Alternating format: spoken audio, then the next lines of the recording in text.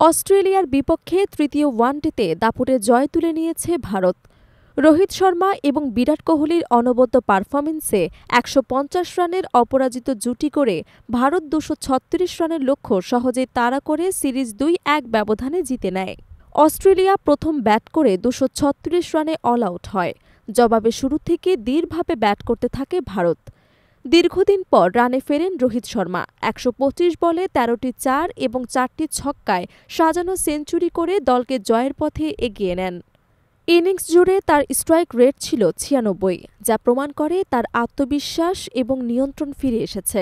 অন্যদিকে সিরিজের প্রথম ২ ম্যাচে রানশূন্য থাকা বিরাট কোহলি নিজের ছন্দে ফিরে পান এই ম্যাচে।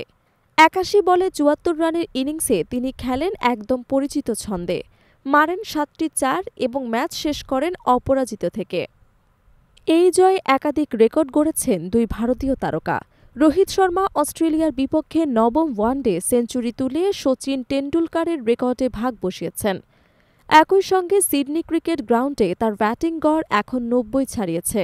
অন্যদিকে বিরাট কোহলি কুমার সাঙ্গাকারাকে ছাপিয়ে এখন ওয়ানডে ইতিহাসের দ্বিতীয় সর্বোচ্চ রান সংগ্রাহক। বিশ্লেষকদের মতে এই পারফরম্যান্স কেবল সিরিজ জয় এনে দেয়নি, বরং ভারতের দুই সিনিয়র ব্যাটসম্যানের ভবিষ্যৎ পরিকল্পনাও নতুন আলো ফেলেছে। রোহিত আগেই ইঙ্গিত দিয়েছেন যে তিনি ২০২৭ সালের বিশ্বকাপে খেলতে চান, ২০২৩-এর ব্যর্থতার আক্ষেপ মেটাতে। কোহলিও ফিটনেস ধরে রেখে আরও কয়েক বছর আন্তর্জাতিক ক্রিকেটে অবদান রাখতে আগ্রহী। শেষ পর্যন্ত তারা ২০২৭ বিশ্বকাপে থাকবেন কিনা তা সময় বলে দেবে। তবে আহমেদাবাদের সেই হতাশার পর রোহিত কোহলির জুটি যে আবারও ভারতীয় ক্রিকেটের আশার প্রতীক হয়ে উঠেছেন তা স্পষ্ট এই ম্যাচের প্রতিটি মুহূর্তেই।